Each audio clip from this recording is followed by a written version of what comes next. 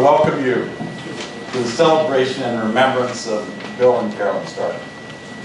I think it's very fitting that we're doing this together because they spent 72 years of their 95 years together. So it's great that we have a chance to do that, and you're going to hear a lot about that as we go. A couple kind of administrative things.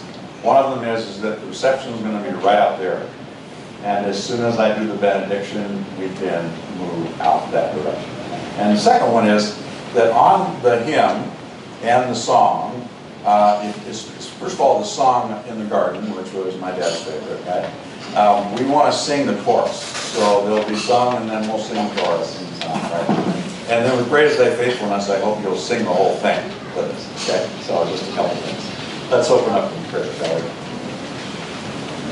Lord, thank you for all the family and friends and the fellow pilgrims from the church that are here with us today, Lord, and we pray for your blessing on this service as we remember and we celebrate Bill and Carolyn Stark. Through Jesus Christ we pray. Amen. We're going to have a lot of remembrance. We're going to get to start with the family, where Tyler Berkland and Dan Stark are going to reflect with us on what the family remembers. So come on up, guys.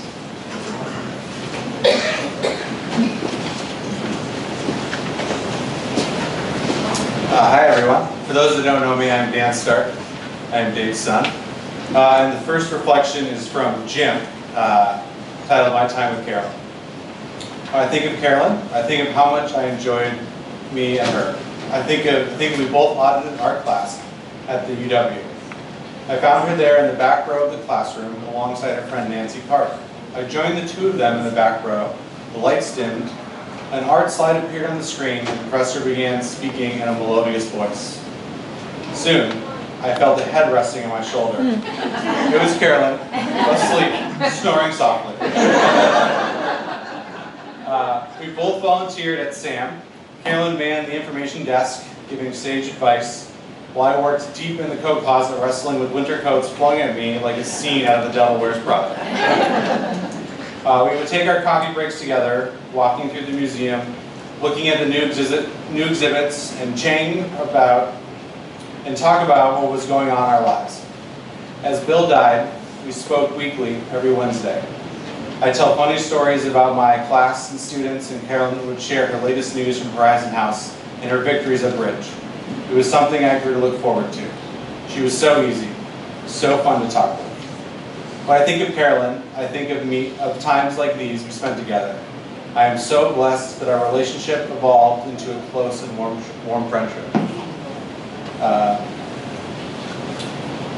I feel truly treasured to have known her.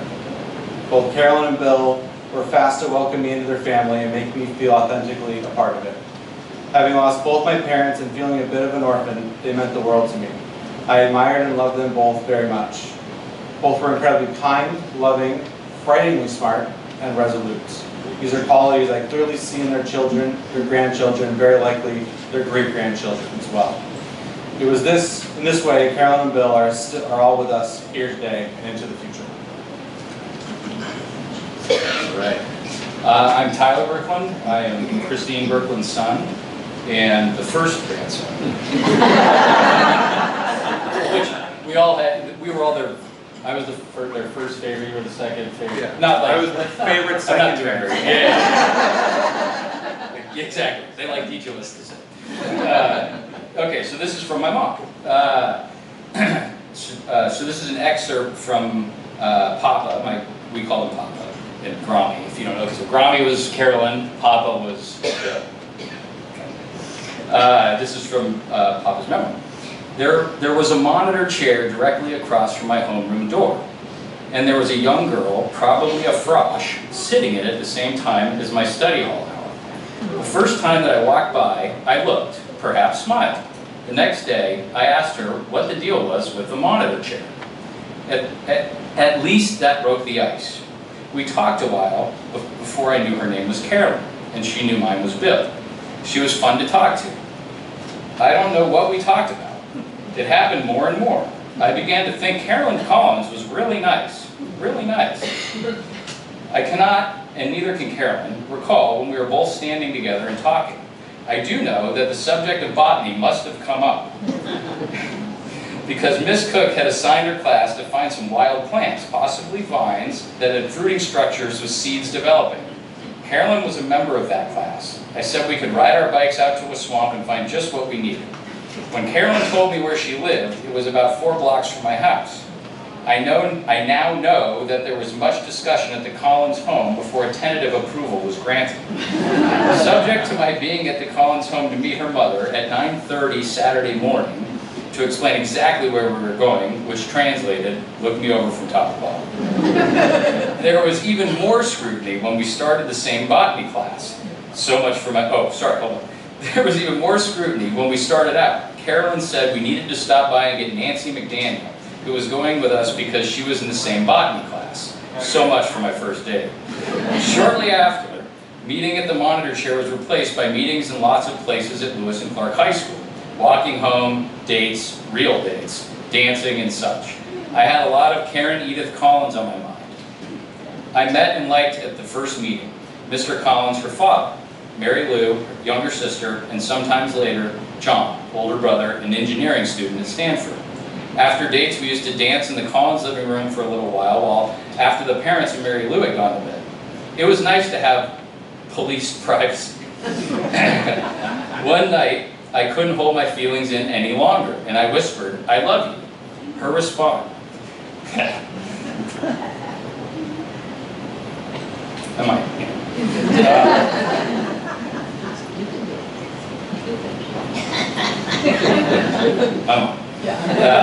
Her response I have cherished for 79 years. I do too. There began a love story. Being blessed with 2 parents who were both loving, supporting, encouraging, firm, yet kind to each other was their gift to me.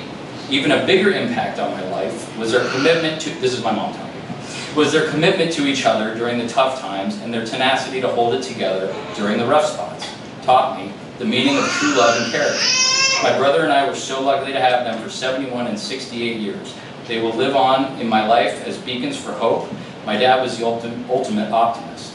Searching and seeking beauty in nature, art, books, museums, to stop and savor the moment will live on in my life. Oh, also not forgetting to set a beautiful table together, break bread, try to emulate my mom's cooking, so that we can all listen and care for each other, and toasting my folks on lives well lived.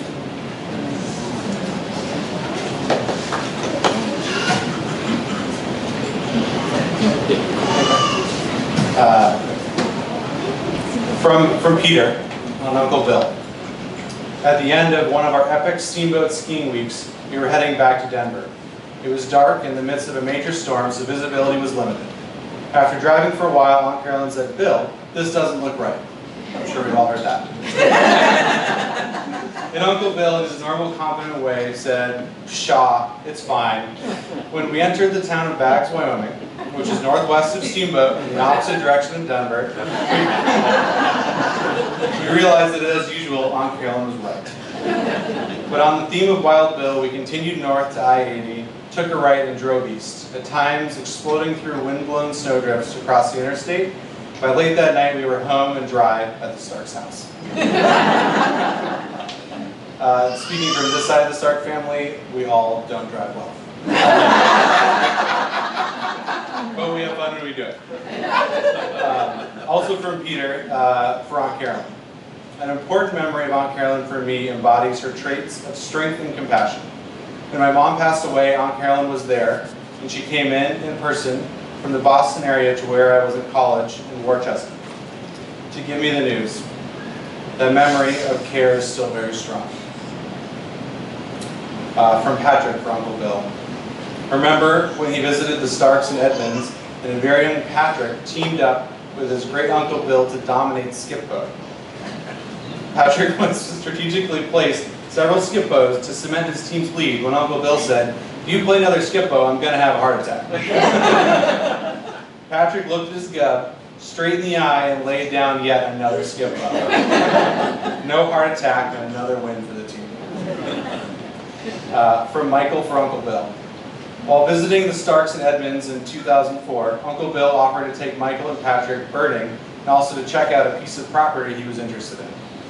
But with the task done and the main reason for the trip became clear, when Uncle Bill said, "I'm hungry, let's go to Jack in the Box." Neither Patrick nor Michael had ever been to Jack in the Box, but once they figured out it was burgers and fries, they were in. While eating, they noticed Uncle Bill was helping them finish their fries in a rapid fashion. That was when Uncle Bill pointed out that if you eat someone else's fries, you get no calories. Which is the first time I knew that was true. Thank you. Oh, and also, it's Worcester. For the East Coast people, I just okay. From Sarah, I said, that's right. This is from Sarah for Uncle Bill. When we were visiting Uncle Bill and Aunt Carolyn in Palm Springs, Uncle Bill asked me to put something in the closet. To do that, I had to move a tall pole with metal basket on the top. I asked, "What is this?" And Uncle Bill said, "Follow me." So I did, and he showed me, just a few steps from the door, how to capture grapefruit. Aunt Carolyn yelled down to say not to get too many.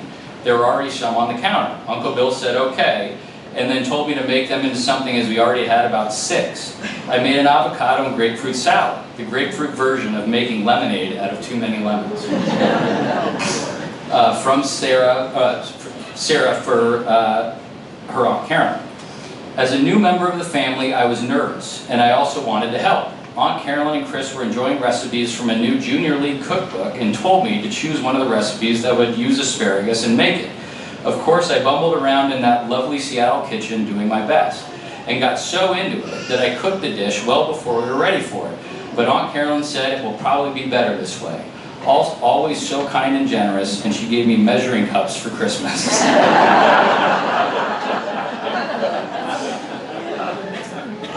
Okay, this is a poem that was read when Uncle Bill passed away last year. It's called "The Birds and the Flowers" by Paul Scott Maurer. The birds and the flowers are out of date, it seems, in our age of hate. Now souls are split and atoms too. Mere pretty fancies are taboo. I hear a modern critic state. Behind the times? Degenerate? Maybe I'm only fighting fate, but I enjoy them both. Don't you, the birds and the flowers? The first bluebird, I scarce can wait, for March to come at any rate. I know me time what Sue will do, to thank me for a rose or two. So why not frankly celebrate the birds and the flowers? It's from Scott Maurer's book on going to live in New Hampshire, published in 1923.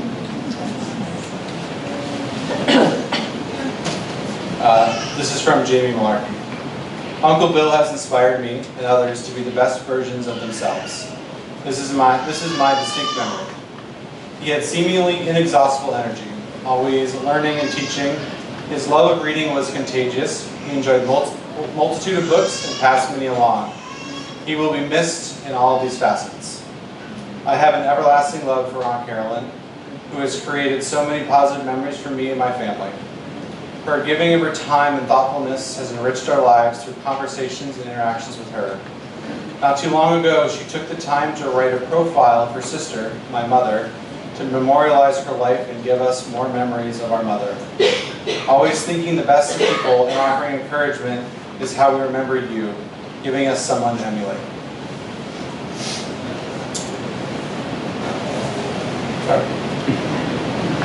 This is from Liam Malarkey.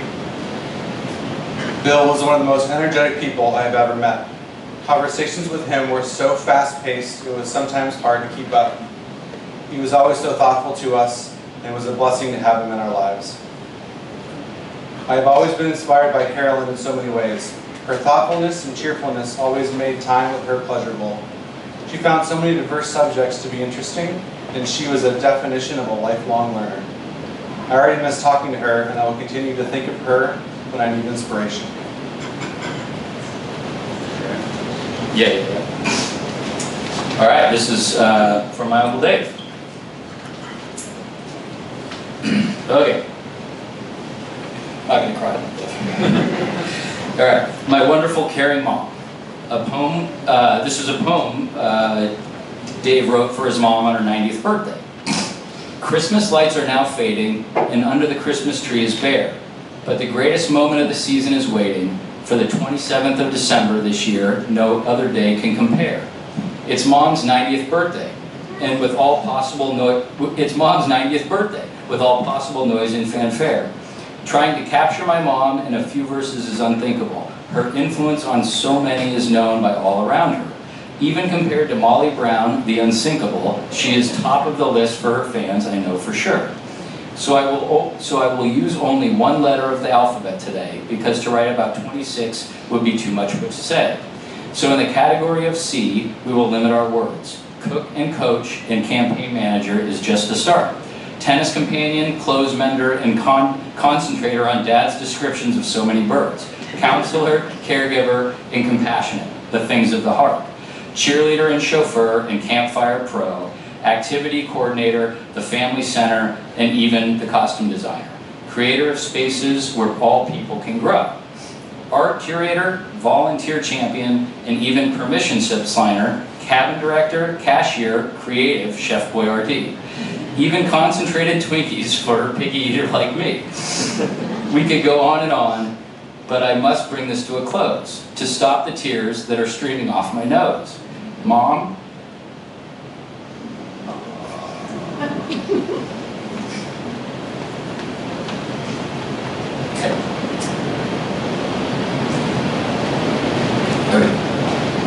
Mom, your loving care and support, and your belief in me is simple and priceless. It's unmeasurable, a true wonder to see.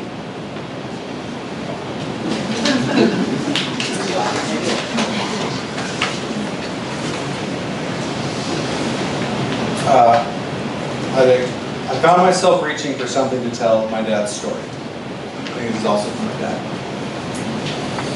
This is only one part of my father, his work, but having literally hiked tens of thousands of acres with my father, so many parts of him came out in those mostly, from a son's point of view, wonderful times. I'm going to use some of the hundreds of Boy Scout merit badges that capture the variety of facets of him. The spirit of discovery. My father was always a curious and open to new adventure. This is what fueled my father and my gracious mother to go all over the world. He taught me how to be curious about things I knew nothing about. Most of the time, he did it without judgment, genuine curiosity. One way he instilled this in me, and perhaps my sister, was the use of the encyclopedias we owned. I would ask him a question, and he would say, "Son, go get the encyclopedia." And I would look it up and tell him what it says. As I remember, I never got frustrated about this. Saint, I'm not. I do remember I never got frustrated and just thought of a natural way to find things out. His love of animals. His love for animals. One of the things Dad wanted to do, usually after church, was go to the zoo. I remember wanting to talk about the sermon, first clue about me, but I was always going to the zoo. One time, that just my father and I went, he decided to stir up as many animals as he could. The rhino charged us. The full-racked elk slammed his horns into the fence right by our heads.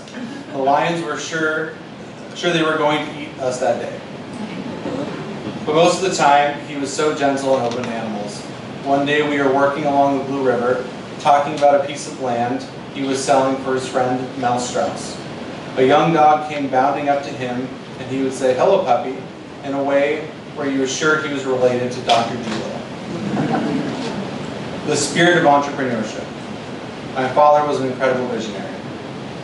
He would walk big pieces of land, and he would paint for me in his mind where the houses were going, the views of the vistas from the outdoor decks, the gas stations and parks that would sprinkle in various places.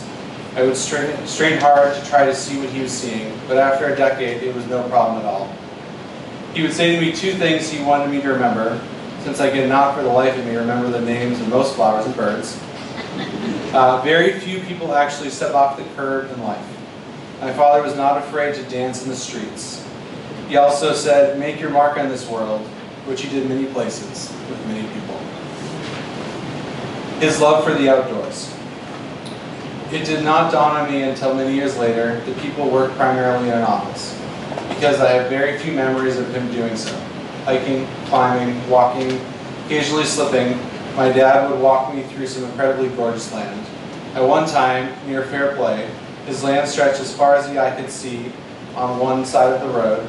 The classic picture of my father that I think Chris took was him holding a map,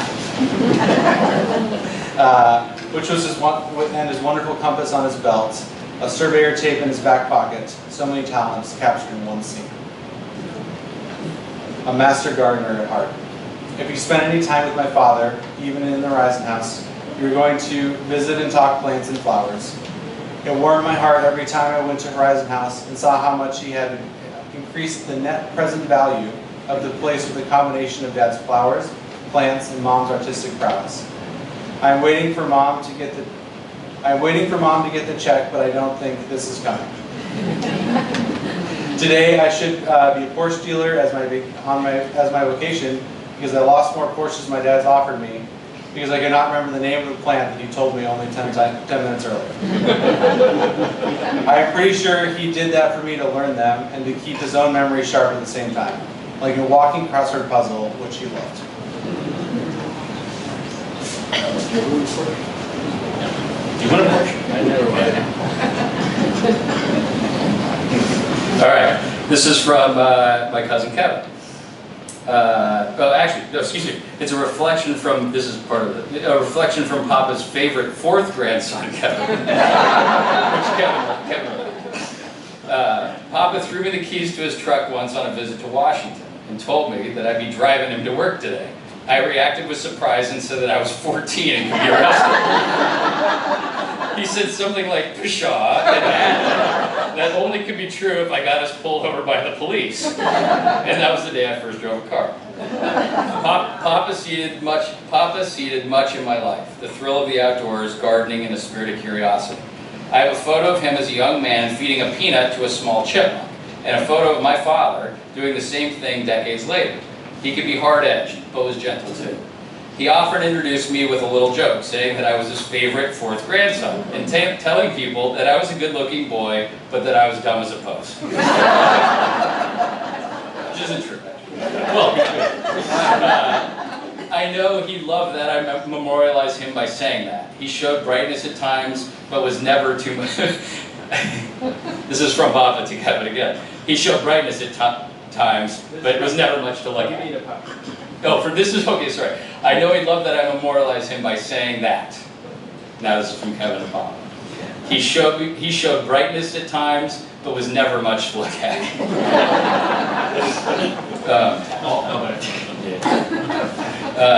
And a note about Grami, also from Kevin. Until our very last phone call, Grami was interested in my life. She always asked me what I was reading or writing, what was happening with my work or my friends, or the city I was living in. When I was in college in Portland, I regularly stayed at the Horizon House, and she'd take me on pilgrimages to museums or see the special installation, and fill me to the brim with her signature peanut butter cookies. Anna was in a group art show in Olympia, Kevin's wife, Washington, soon after we started dating. Grami drove down from Seattle for the opening. The oldest person in the building by several decades, she had a sharper critique and questions than any of us art house kids. She was always a wonderful model of engagement, both in the world, through ideas, books, and art, and in family, of which she always held a center of gravity around which we orbited. And showed us all, up to the very end, how to live on her own terms. We grew closer in the last year through the birth of my daughter Beatrice, through photos and phone calls. She took supreme joy in being a great-grandmother. Anna's reflection, so this is Kevin's wife. What a deeply inquisitive and joyful pair. They were models of living, and I always look forward to spending time with them. I remember walking down to the waterfront in Seattle with Papa to see the mountains. He grinned and whistled most of the way. Once we arrived, he sat on a bench and talked about his admiration for the peaks. He was calm and buoyant. And Grami, her general approach always led me to dense, meaningful conversation. I always found myself learning so much from her manner, so much from her manner of how she would ask questions. She was determined to keep up with my art practice and always prompted a discussion afterwards.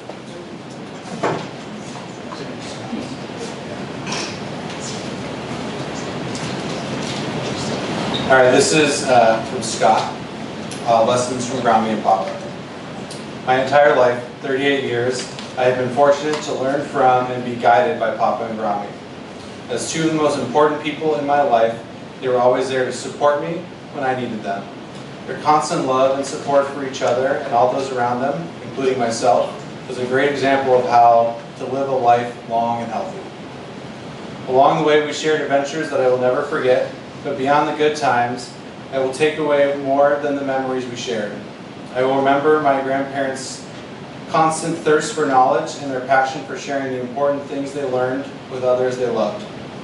Papa taught me my sense of adventure and to always dive in headfirst when something interested me. Papa had a lot of things he was passionate about.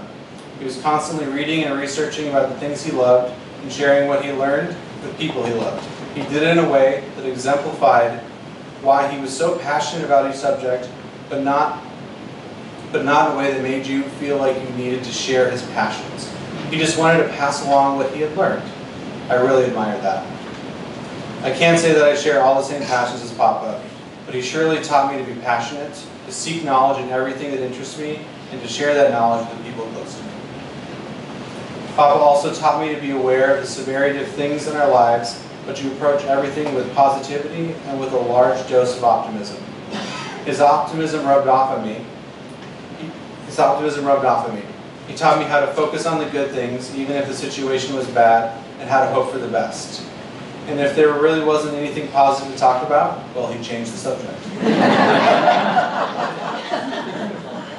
Grami was no slouch in the adventure department, and she would also share her passion for art, literature, and many other things. But Grami taught me the most was the importance of listening to others and always leading with a compassionate hand.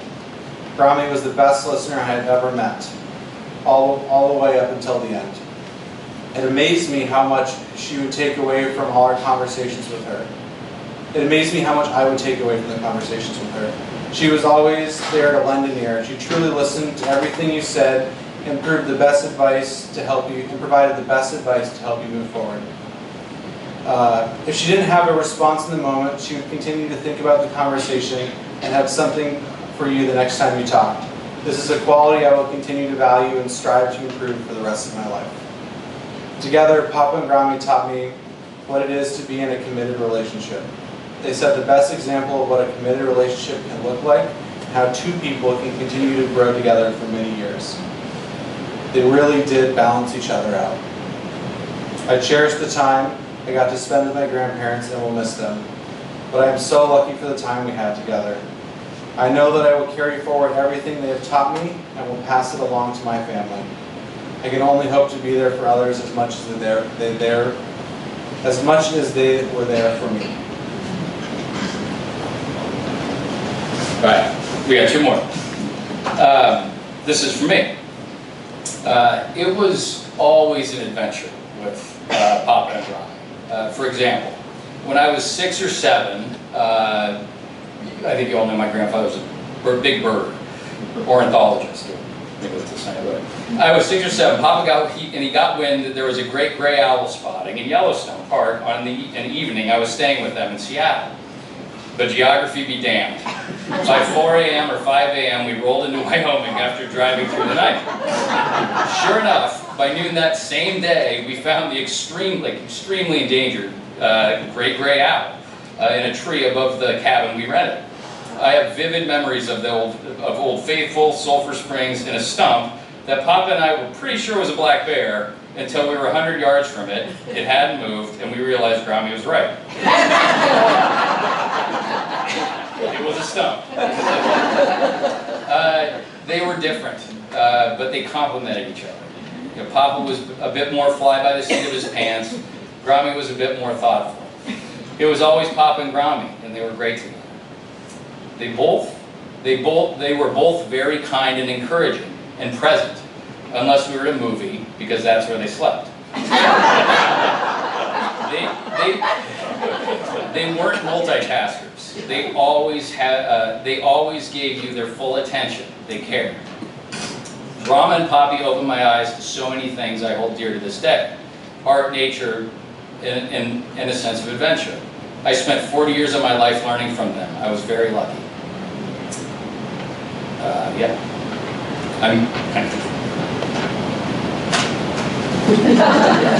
I will miss them dearly. And I'll never forget what they taught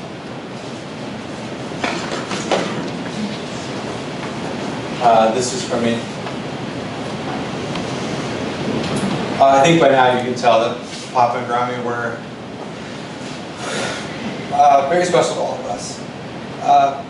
The sense of adventure that Papa brought was, it brought me to Seattle at 12 on a plane by myself. And then we picked up Scott, and we had Grammy, and we drove to Priest Lake. And he wouldn't let us listen to the headphones, and he would say, like, hey, $20 for a black bear. And of course, we never found a black bear, and we saw a lot of other things. But he woke us up, and he's like, we're going to go for a hike. And so we're at Priest Lake, and we're going to this big vista, and he painted this huge picture. And so we're hiking up, and we get to the top, and it is socked in fog. And Scott and I are a little grumpy. But then he started saying, well, what kind of milk is that? Is that 2% milk over there, or 1%? And anyway, he turned it around, and he made it fun for us. And then we walked back down. And that sense of adventure, he's instilled in a lot of people, including myself. And Grammy, I feel like, has been reflected, she could see people, right? She listened to people. And for me, as a young kid, I really like to take things apart. I like to build things. And I have this memory of a birdhouse. She brought a birdhouse, and we're banging things together, and I had a hammer and nail, and I'm pretty sure I smashed her thumb a whole bunch of times. But I'll always remember that she could see me.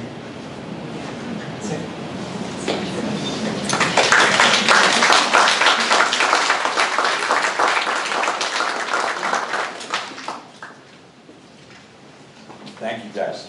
Wonderful. We're now going to hear a reading from Psalm 19. Probably the single greatest bridge spiritually for my parents was the outdoors, the wild. And this text represents that. So come on through.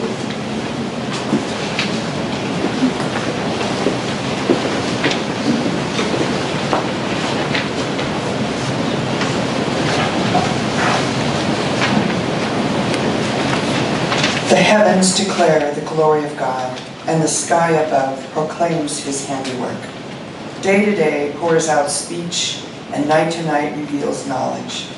There is no speech, nor are there words whose voice is not heard. Their voice goes out through all the earth, and their words to the end of the world. In them he has set a tent for the sun, which comes out like a bridegroom leaving his chamber, and like a strong man runs its course with joy. Its rising is from the end of the heavens, and its circuit to the end of them, and there is nothing hidden from its heat.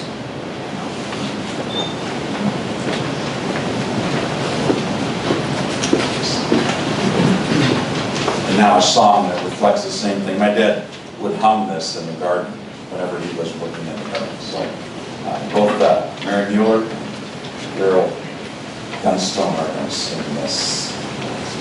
And once again on the chorus, please join me.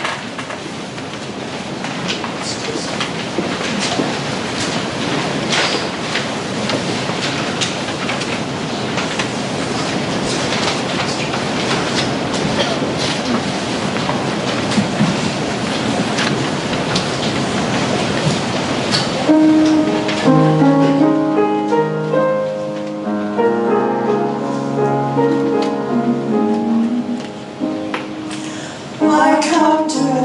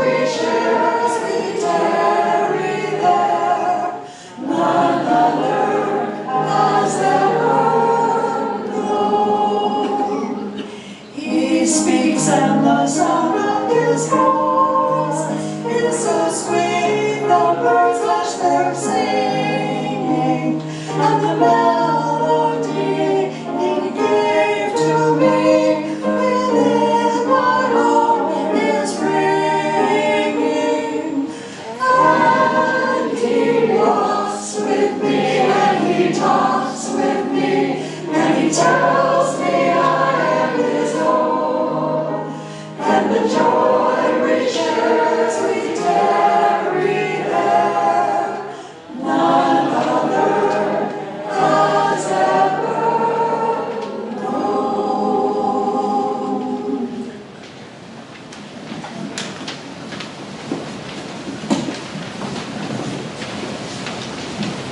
In a whole other part of their life, Jenny Stimson is here to reflect on their involvement at University Congregational Church, where both mom and dad are involved. So Jenny would come forward, please.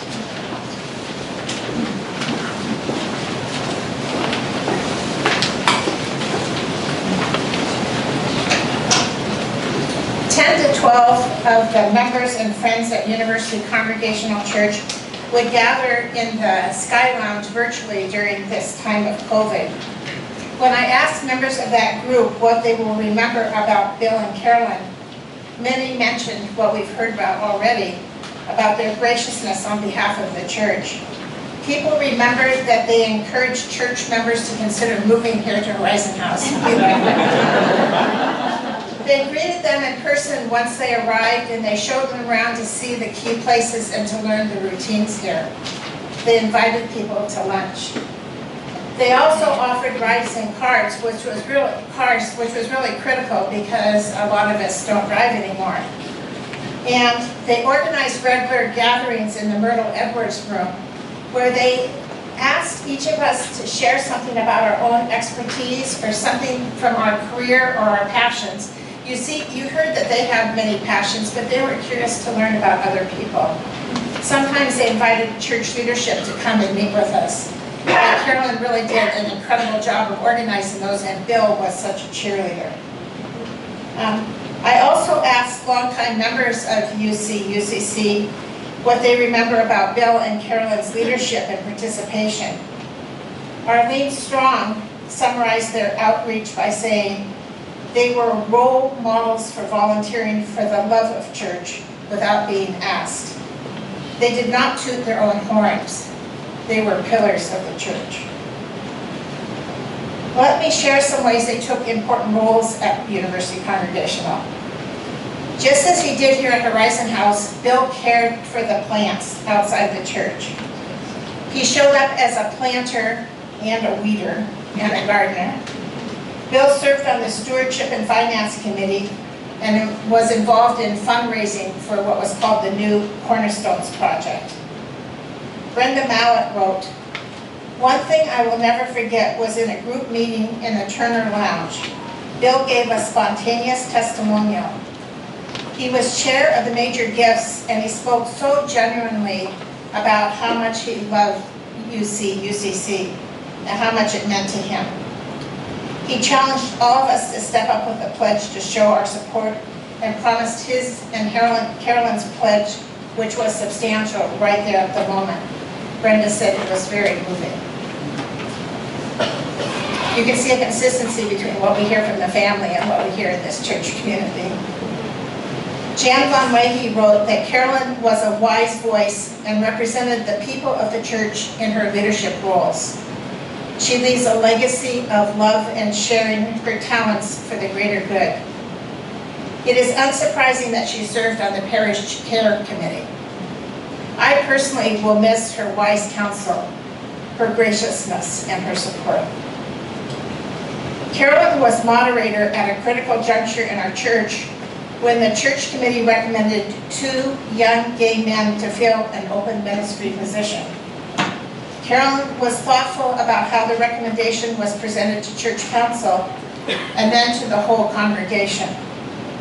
Members had opportunities to experience the gifts these men would bring to our church before we voted on whether to extend a call to them. At the all-church meeting, comments for and against offering them a role in our church were heard respectfully. There were no call-outs. People had time to speak from their hearts and souls. It was a first that a mainline denomination was calling a gay minister, much less a couple. So the conversation and vote were carried live on PBS and other news networks. When the ballots were counted, we were led in hymn singing. It felt like a sacred time. I'll tell you, the most sacred time to me besides being at church camp. I mean, it was just an incredible experience. When the vote count was announced, it showed overwhelming support for the call of Peter Ilgenfritz and David Schull. They proved to be thoughtful, talented, creative, and spirit-filled leaders. Carolyn was active in Tuesday morning Bible study. Before COVID, she offered rides from Horizon House to church. During the last 3 years, she participated via Zoom. And sometimes she had challenges, but she always asked for help and got in there. Carolyn expressed appreciation for both the insights and questions that were shared during Bible study.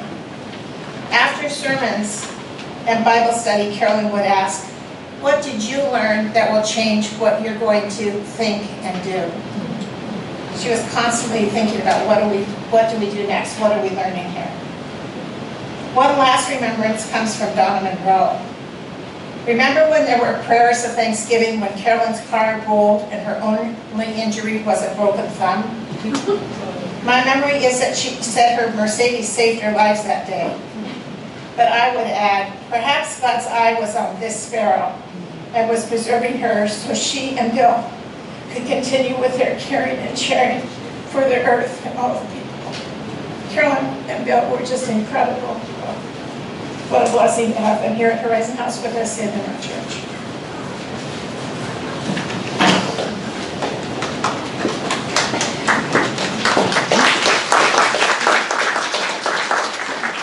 Thank you, Jenny, for that. And while they were here, I'm told upstairs they sung robustly. And so we're going to sing Great is Thy Faithfulness now. One of the things they do.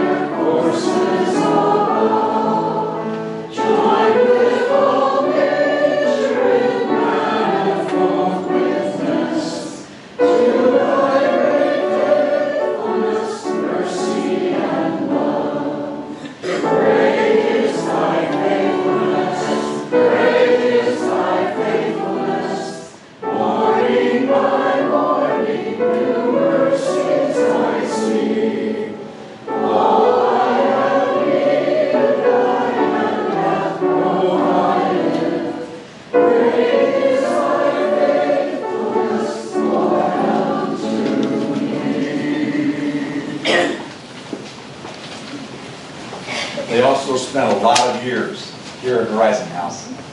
And Linda Purdy's going to come forward and reflect on their time here, things that she heard about them.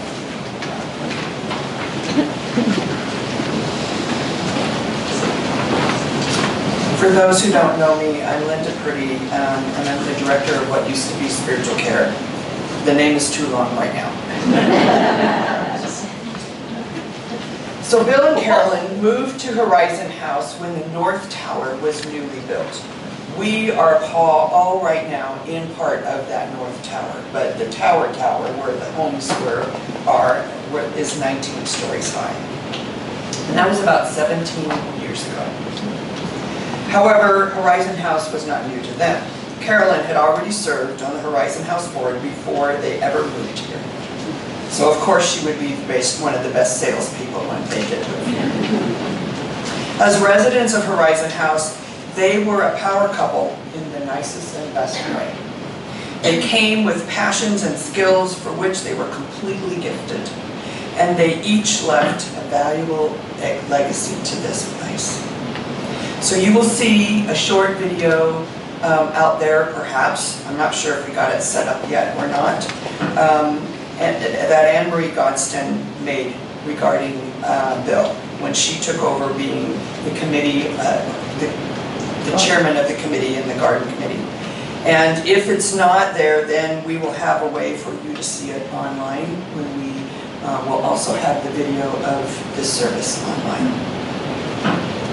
As we know, Bill was a geologist, a gardener, and an ornithologist, a perfect combination for what he did here. The reason that we have gardens here is because of Billy.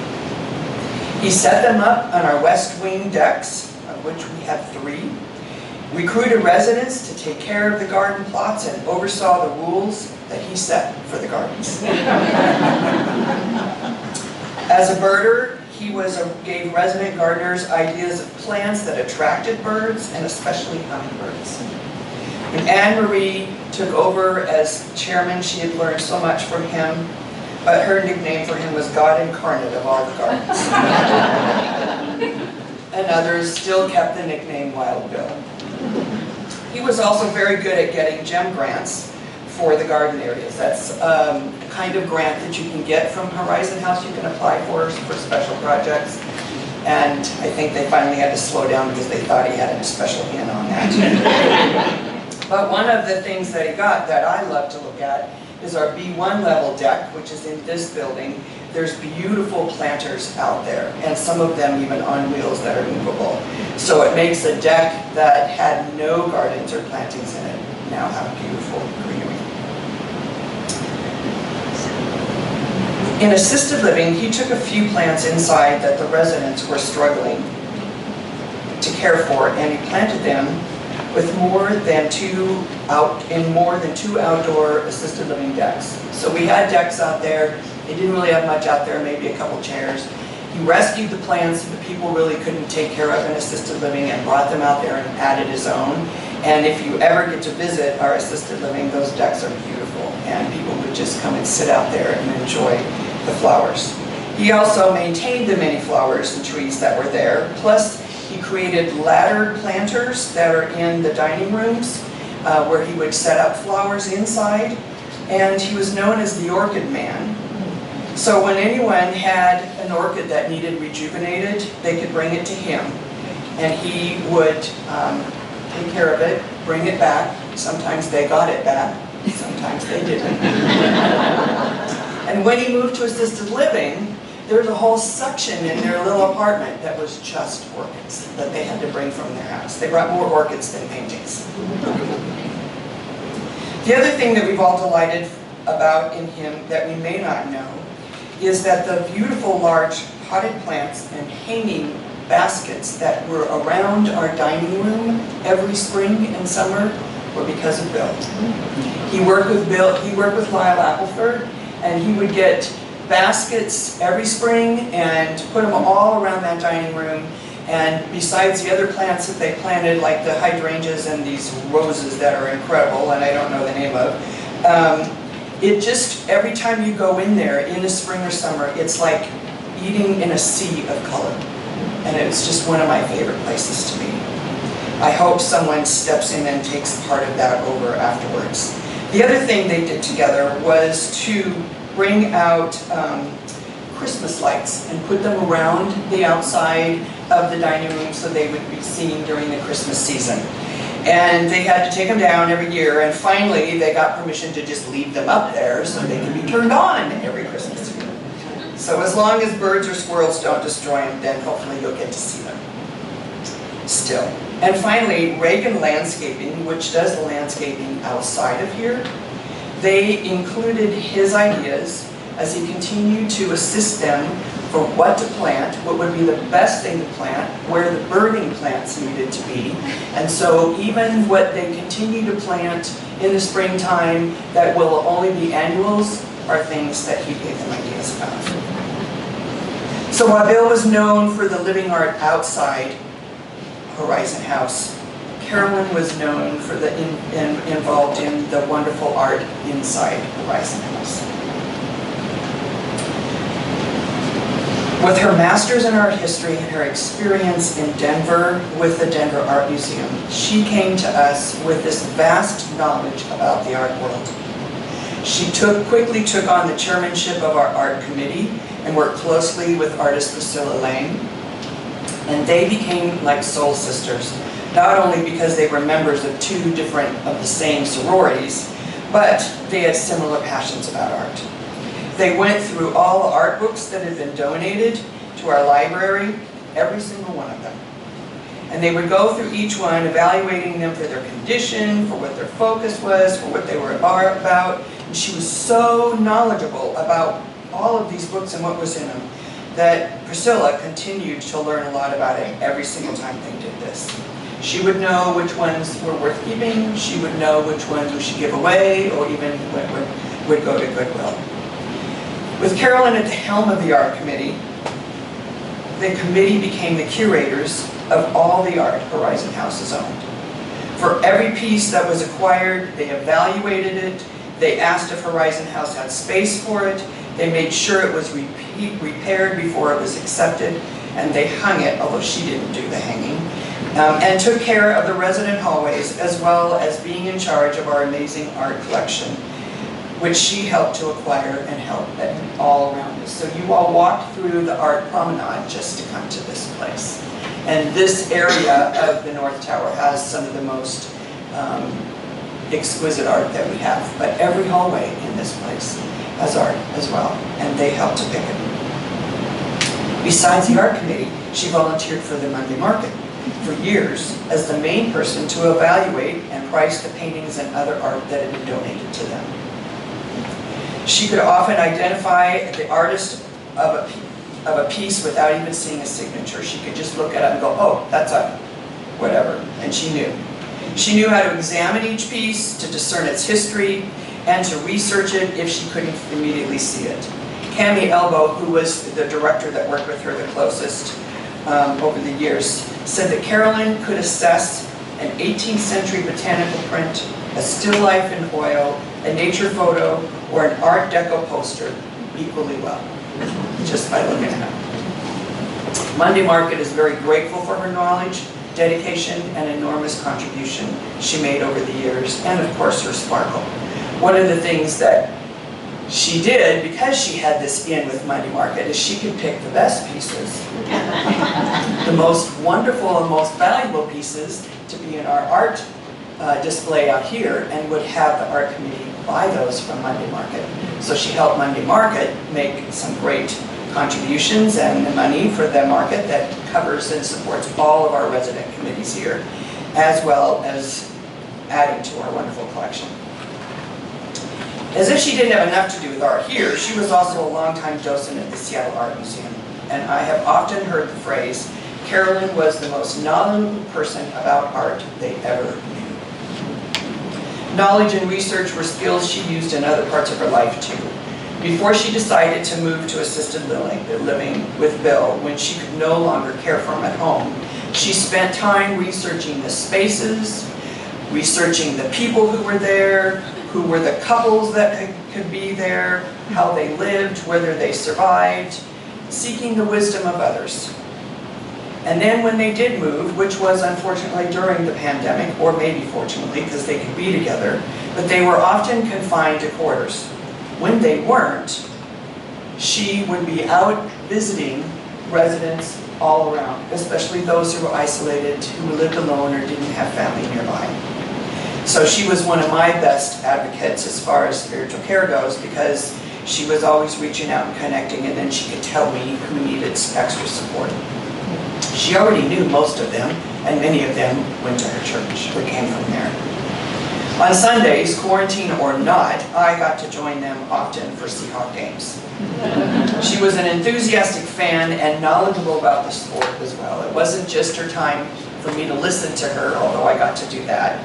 We would be talking away as Bill's cheering away, and then she'd just go, "Oh, defense, you need to do a better job at that." Finally, as she neared the end of her life, her caring spirit was evident. She wrote letters to her loved ones to let them know how important they were, how much she loved them, and the gifts she saw in them. Then had them saved to be mailed after she was gone. She said the same kind things to many of the people who visited her. When she could no longer leave her apartment, she had visitors scheduled throughout the day. Having been a hospice chaplain for many years, Carolyn taught me the most about how to die well, and I will be eternally grateful to her as well. A couple comments about things that she did here also, like playing bridge.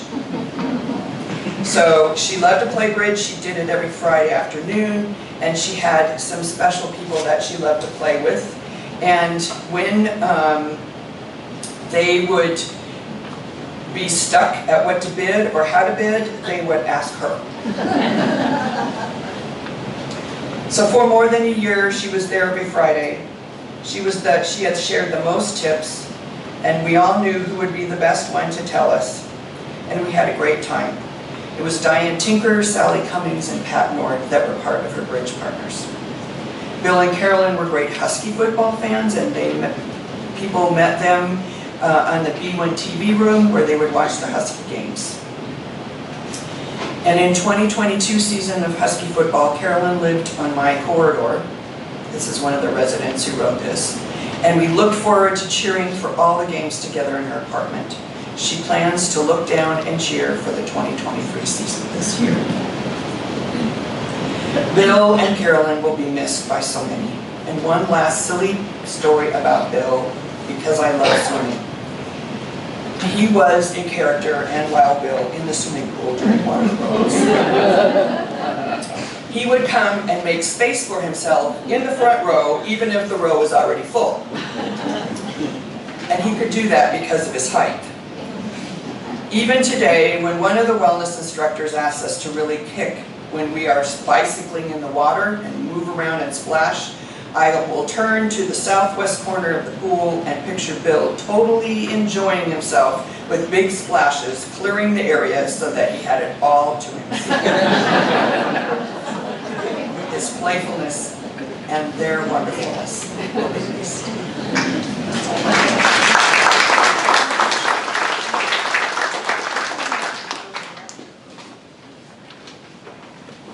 We have a special piece now from Marie.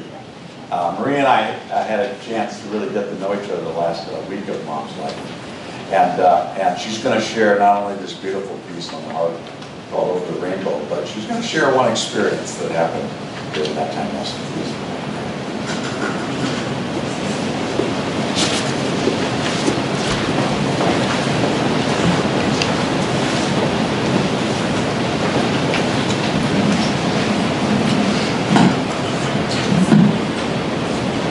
Can you hear me? No? Yes? Okay. So, let me pick this up, maybe that'll be better. Better? Okay, great. My name's Marie, and I knew Bill and Carolyn for many years through the church, but also here at Horizon House. I was the social worker here in assisted living, and so I got to understand and know them very well.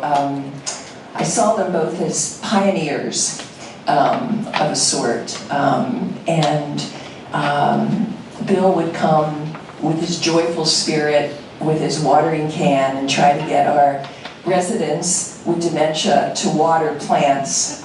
And sometimes he was successful, but he always brought fun for them and had a positive spirit. Carolyn, I think of mostly as an organizer. She had a vision for how things could be better, and one of the things she organized using her talents as a volunteer coordinator person in the past was to organize the Friendly Visitor Program, which was a match between independent residents and supported living residents, and it was wonderful. They got instant friends and help through her vision. So those are some of the things I remember most. I also had the honor and profound privilege, really, of being with Carolyn during the last final days of her life on this earth. She was cheerful, positive, loving of all the support she got. I got to be the mean gatekeeper often when you'd call, because I'd have to keep a calendar of, the times that she could have people visiting her. She was very appreciative of the love that came to her. She never felt alone. She felt surrounded by loving family, friends, notes, flowers, poetry, readings, all kinds of things. I feel like as a community of loving people, we all helped to walk her home. So the last night I was there, she was slipping, and it looked pretty much like she was going to die that night, and I was leaving at 8 o'clock, and I slipped some homemade prayer beads in her rheumatoid arthritic hand, which she kept all night with her, and I said to her, Carolyn, I'll see you in the morning, I'll be back, but if I don't see you, I know where to find you. So, said goodbye to her, and I had a restless night. I felt like, I don't know if she'll be there in the morning. And so, somewhere in the wee hours of the morning, I sat up in bed with this vision, really, dream vision, whatever you want to call it in that state, and I saw white billowing clouds, like cumulus clouds, huge, beautiful, and then bright cobalt blue surrounding the clouds, through the clouds, streaming in and out, and it was like a painting. And I thought, of course, Carolyn, she loved art, and I felt very comforted and relaxed looking at this painting and thinking, I think Carolyn's transitioning now. And, not too much longer, the phone rang, and we got the call. I got the call that Carolyn had passed. So there's a beautiful painting I always remember, and I want to dedicate this song, Over the Rainbow, to her because she's now over the rainbow.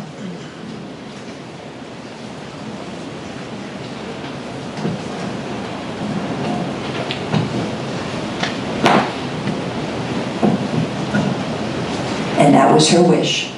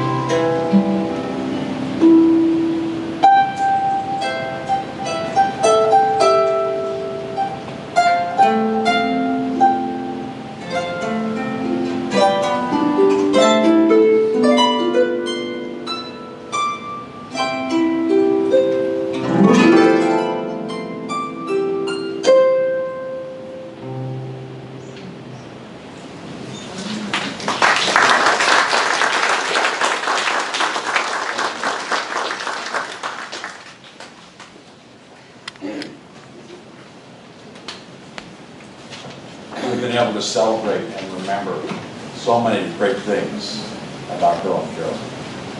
I want to close our service by talking about living in hope. And in living in hope, I want to go to a text in John chapter 14, very familiar to many. Something actually Mom and I talked a little bit about in the final week that I was with her. It's when Jesus was about to leave. And it's what he said to his disciples as he was about to leave earth and go back to heaven. He said this, "Let not your hearts be troubled. Believe in God, believe also in me. In my Father's house are many rooms. If it were not so, I would have told you. For I go to prepare a place for you. And if I go and prepare a place for you, I will come again and will take you to myself, that where I am, you may be also." You know what I love about this text is that Jesus never lied. But in this text, he wanted to make real sure about a few things. Number one, there's a place. It's my Father's house, right? There is a place that I'm going to. And secondly, not only is there a place, there's a room that's custom made for every person. So what do you think Dad's room looks like? Like half Amazon for us, right? Or Mom's room, right? Some of the most beautiful art in the universe. And more than that, Jesus doesn't even delegate it when he says he's going to come get me. Jesus said, "I'm going to come." No archangel, right? I'm going to come and take you to be very powerful, right? Because it changes everything, right? It changes everything that there's a place. And that those who trust, just trust me. Right? Trust him. Trust him. Trust him. Because there is that place. That's the hope that we all live in. And we can all remember when we think about the people that we lose, that there is change. So let's take some time and thank God for it.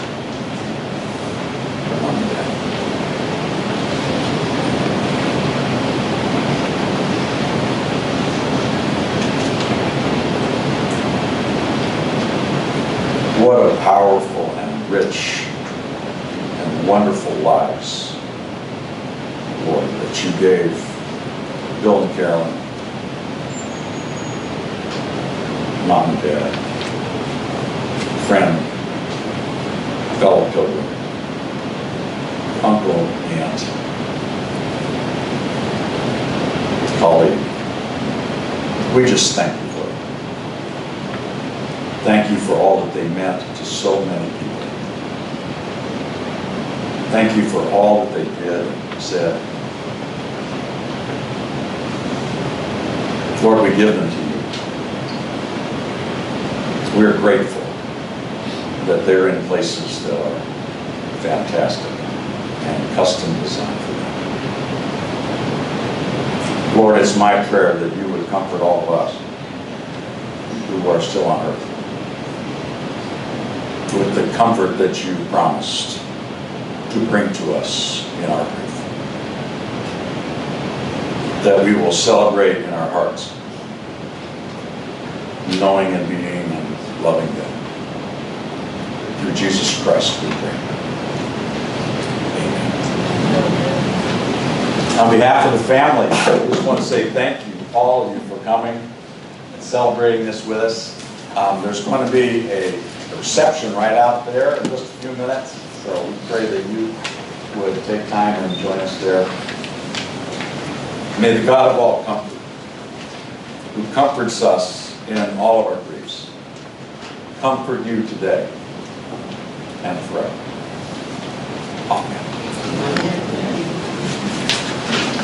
Amen.